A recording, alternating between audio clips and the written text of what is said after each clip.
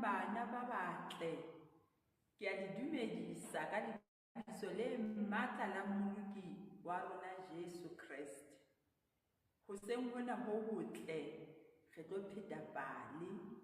Lebitso la ka ke Mema Bahlakwana Mpholo, ke tswa Mapoteng.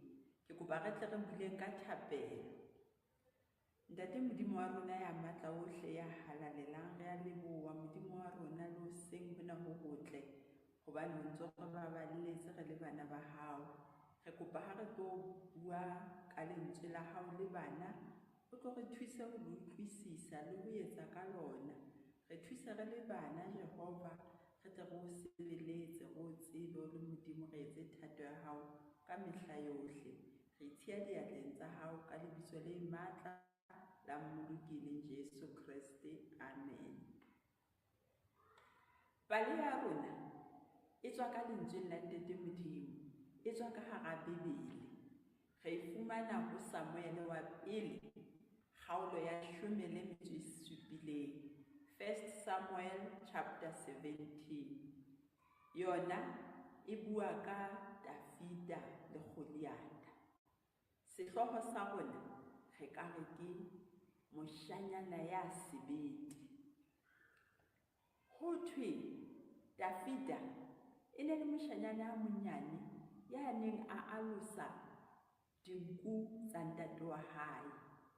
Jwale ka letsatsi le leng yaba ho tla monna wa seqhenqhahadi a motelele, a moholo, a apere diphahlo tse kgolo tsa ntwa, a tshwere marumo, a tshwere thebe, a ntse a rwaka lebitso la Ntate Modimo, a rwaka setjhaba sa Maiseraele.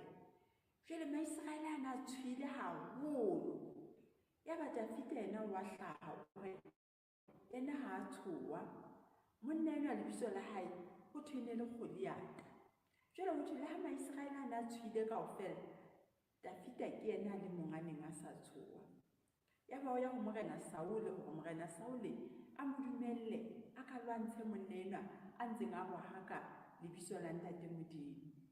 Saule a makala hore na ebe Dafida o tla lwantsha Goliata jwang? Yaba o re a mpa mo fe seaparo sa ntwa le yena se tla mo tshireletsa. A mo apesa, Dafida a apara. Yaba ha wa tsamaya phahlo tsena tsa mohumela. Yaba o kopa hore morena Saule, ke kopa phahlo tsena re di tlose, di a nkimela. A di tlosa.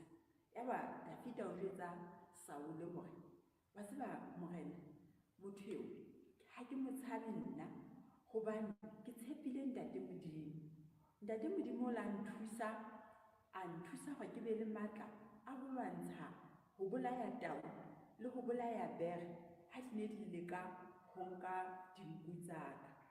Jwale motho enwa ha ke a mo tshoha hobane ke a tseba hore Ntate Modimo wa re thusa ka nako tsohle. Yaba Dafida wa ya ho lo lwantsha Goliata ya nene a apereng ka matla, a itshireleditseng, a motenya, a motelele, a moholo, a le motelele, a le mane, Dafida a le monyane, a le mone. Itse ha Dafida a hlaha a tshwere seqha sa hae le majwe a 5, yaba Saule wa tsheha,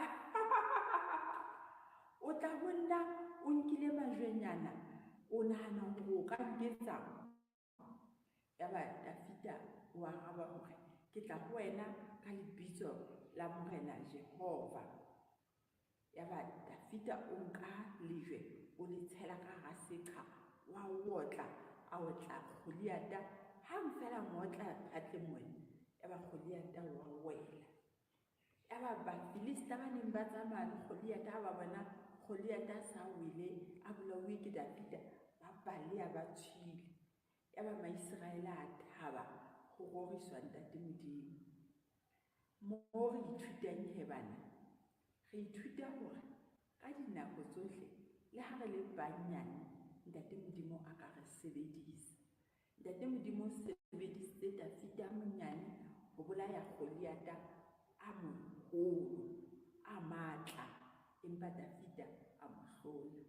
Le rona ha re tloha moo re tsebeng hore le ha re le banyane Ntate Modimo a ka re sebedisa ka dinako tsohle. Ke a leboha he bana, ha re kwaleng ka thapelo. Ntate Modimo re a leboha hobane o bile le rona letsatsing lena. Re utlwile hore le ha re fokola re le banyane, Modimo wa rona wa re sebedisa ka dinako tsohle. Re kopa ho itshiya diatleng tsa hao, re sebedise Ntate. Re a leboha lebitsong le matla la Mmoloki e leng Jesu Kriste. Amen.